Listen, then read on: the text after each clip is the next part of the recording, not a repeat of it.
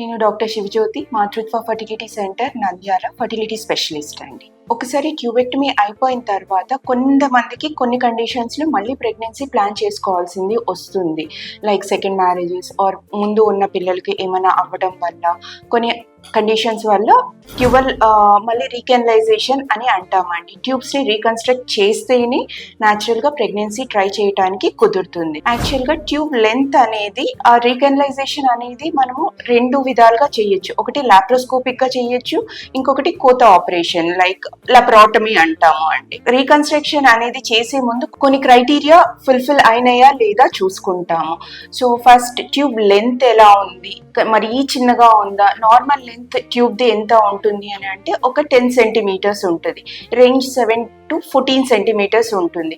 Tubectomy చేసినప్పుడు in case అది కోత ఆపరేషన్ అనుకోండి, ట్యూబ్ అనేది ఇలా ఉంటుంది.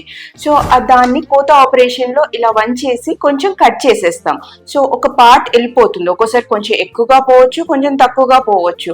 అదే లాప్రోస్కోపీ ఆర్ బటన్ ఆపరేషన్ ఏం చేస్తాము, ఈ పార్ట్కి కొంచెం చిన్న రింగ్ అన్న క్లిప్ అన్న వేస్తాము. సో ట్యూబ్ లెంత్ అనేది రిటైన్ అవుతుంది. సో ఆ ట్యూబ్ లెంత్ అనేది చాలా ఇంపార్టెంట్. ట్యూబ్ లెంత్ అనేది మనం హెచ్ఎస్జీలో చూసుకుంటాం. కనీసం ఒక 4 సెంటీమీటర్ ఉంది అని అంటే దెన్ ఓకే, తర్వాత రిజల్ట్ బాగానే ఉంటుంది అనేది ఒకటి చూసుకుంటాము.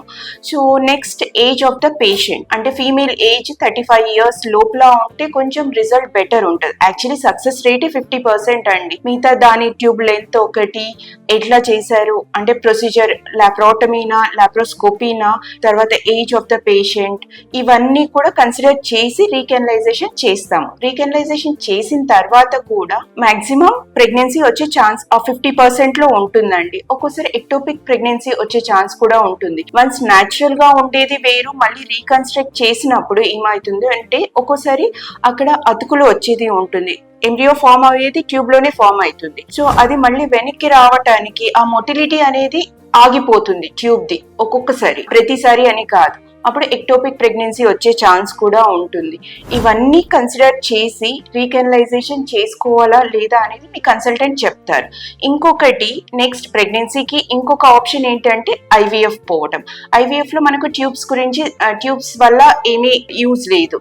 ఓకే, డైరెక్ట్గా మనం ఎండోమెట్రియం క్యావిటీలో పెడతాం కాబట్టి ట్యూబ్స్ గురించి ఆలోచించే అవసరం లేదు. వన్స్ ట్యూబెక్టమీ అయిపోయిన తర్వాత ప్రెగ్నెన్సీ ప్లాన్ చేసుకోవాల్సింది వస్తుంది అంటే మీకు ఈదర్ రీకెనలైజేషన్ అన్న ఒక ఆప్షన్, రెండోది ఐవీఎఫ్.